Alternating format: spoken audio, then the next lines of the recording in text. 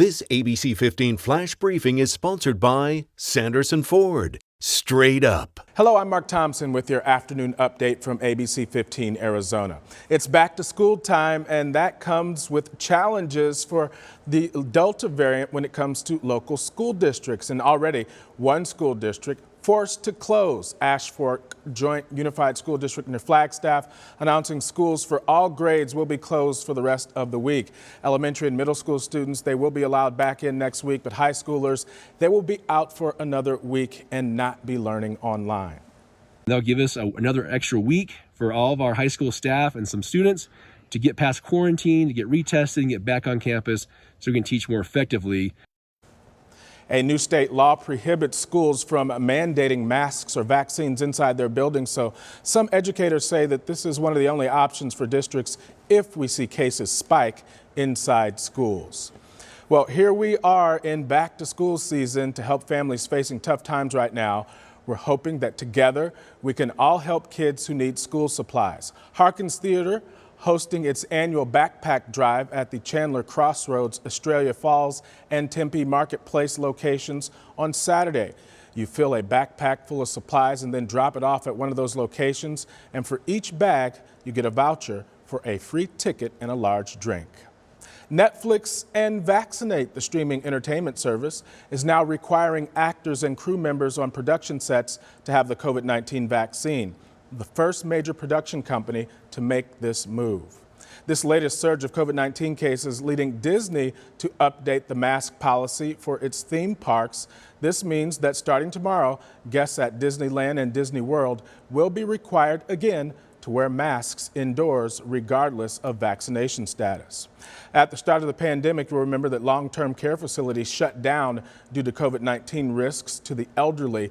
Many facilities are lagging when it comes to vaccinating staff and residents inside nursing homes.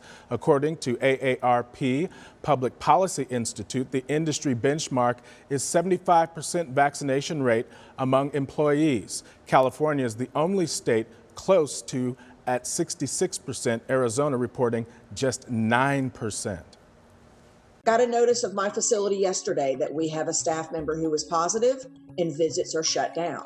We cannot continue to play this ping pong game. And when it comes to fully vaccinated residents, Arizona is the worst state in the nation with only 63% of a vaccination rate. With school beginning for most Arizona students the next couple of weeks, parents, they have to think about the end of summer vacation.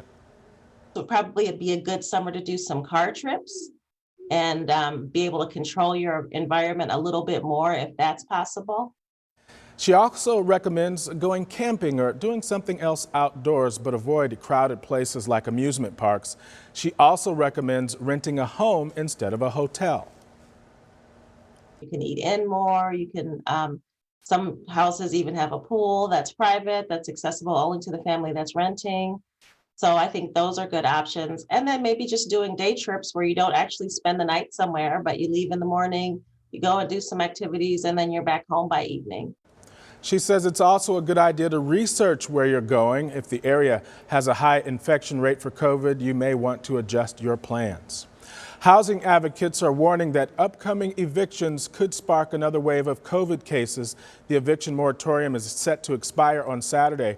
An analyst by the Social Housing Chronicle shows that millions of renters who are at risk of eviction are living in COVID hotspots.